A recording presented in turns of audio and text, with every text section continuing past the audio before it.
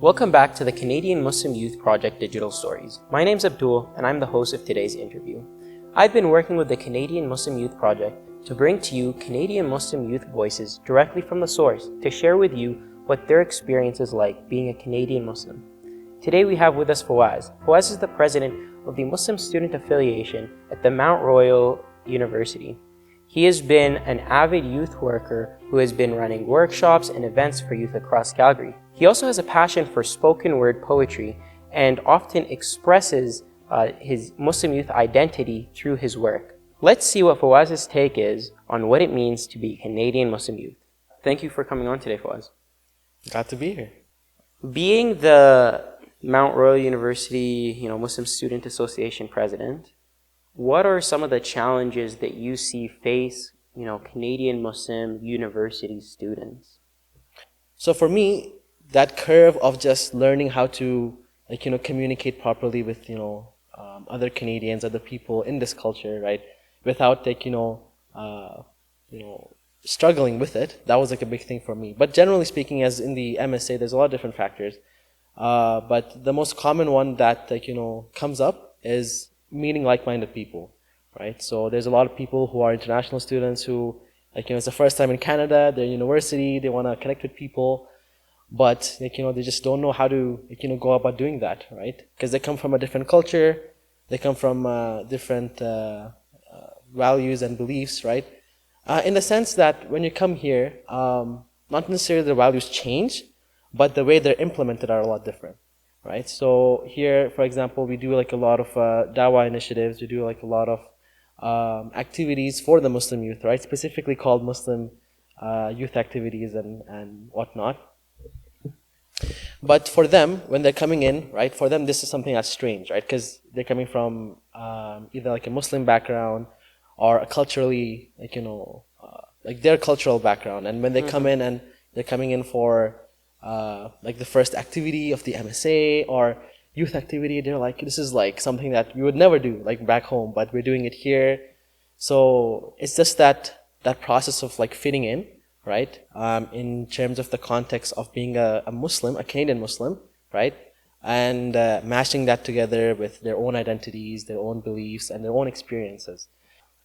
What role do you think the media has to play in the Canadian Muslim context, and how do you feel that impacts university students in particular? Oh, media is huge. It's massive. I mean, like I'd be wrong to say that media doesn't affect every single one of us in some way, shape, or form, but especially for Muslim youth, especially in recent times. The media itself, like it's like a double-edged sword, right? For us, it's very good in the sense that we can use media to perpetuate ideas that help the Muslim youth, right? To bring about awareness, to bring about unity, connecting people, right? Through social media, like we were able to connect with so many different organizations, including like Nisa Homes, UFC, and all these different organizations coming together, like, for one purpose. And there was recently the Muslim Heritage Day event, right, which connected so many different people, and that was only possible due to like media, right, and being able to get that idea across. But at the same time, like there is so much that gets spread around in the internet, right? One big thing that's affecting a lot of Muslim students, especially in universities, is Andrew Tate. Like his ideas and what he says and what's perpetuated, right? Because he does say a lot of things that Muslim students do resonate with, right? But there's other things that they don't resonate with, so that creates a lot of conflict between people, where some people say that censoring him is not okay, right? It's not okay. He does say good things about Muslims. At the same time, there's other people who, don't accept him at all because of like his other ideologies. And all these conflicts are always there. They're always existent, right? Media always obviously perpetuates it. Something that comes up in the, Canadian Muslim youth literature is this idea of hybrid identities. And what a hybrid identity is that they find the Canadian Muslim, especially Canadian Muslim youth, when they're at home, they have a specific identity. They go to school, different identity. They go to the mosque, different identity. And so they start to develop all of these different identities depending on the context that they're in. What do you think is the impact on an individual level that these hybrid identities might have on somebody? So there's another term that I like to use with some of the people I work with, that because I work with a lot of like high school students as well as university students. So a term that we use is like invisible Muslims, right? Or versus like visible Muslims. So invisible Muslims would be something that people, like, when they're out in public, right? They don't wanna, like, they don't even wanna like give the salam, right? They don't want to like showcase any part of their Muslim identity, right? And they want to fit in with the culture, right? Generally speaking, like the culture of their community, their school, like as much as possible without showcasing any of their Muslim identity.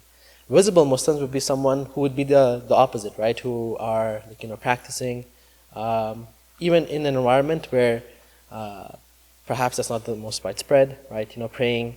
Sometimes you'd see them praying in the hallways. You'll see them saying salam to people, and they're not afraid to, like, say all the du'as and all that, like in public itself, right? So the impact is that it creates like this unity, like amongst themselves, right, and with the people like they interact with, right? Because there'd be times when, like, like speaking from my own experience, I'd go up to someone, I'd be like, Assalamu alaikum wa rahmatullah, right, and they would just say hello back, and it's like, bro, like, it's okay, you can say salam, right, and just explain a little bit, and they're like, okay, wa alaikum assalam, and that's just something I see a lot in the prayer room that we have. So I want you to imagine you're talking to your 6-year-old self. Young Fawaz is there just first experiencing the world, first starting to navigate different environments. What advice would you give him, knowing what you know now, having experienced what you've experienced as a Canadian Muslim?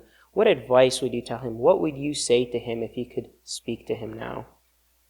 Well, like the first thing I would say is, like, don't be afraid, right? That was like fear was one of the biggest things when thinking about coming into Canada. And one of the biggest things that people around me used to tell me before moving here was, you're gonna go there, you're going to mess up your deen, you're gonna be like those rebels, you're gonna be like in a gang, you're gonna be this, you're gonna be that, you're gonna be like the worst person, right? And basically, you're gonna forget who you are. That was the biggest thing that people used to say at the time, right? And it was both by my own peers, by the friends that my parents had, like, even some people at my dad's work used to say that your children will, like, they'll be messed up when they go to Canada, right? A couple years later, we're here, right? And we realized that being here, right, there's a lot more emphasis on practicing like your own identity, right? As we learn in school, Canada is a multicultural country, and I remember like first reading up on that and learning about like what multiculturalism means, right, in Canadian context, and I was just absolutely fascinated with the whole idea that there's this whole mandate, right, in the charter that we are supposed to be a multicultural nation, right? Versus even back home, right, that doesn't exist, right? It's just one community, one group, and that's kind of like the dominant ideology, right? But here, no, it's okay. It's totally okay. So in that sense, if I was to tell something to my previous self, like before I came here, I would tell them that it's okay, right? You are gonna be able to practice your identity. You don't have to forget yourself. You don't have to change yourself in the ways that matter. You are gonna be valued. You do have value. You will be someone who is part of Canadian society and is also a Canadian Muslim. Thank you for coming on to today's interview and sharing with us your experiences as a Canadian Muslim. Again, it's very nice to be here.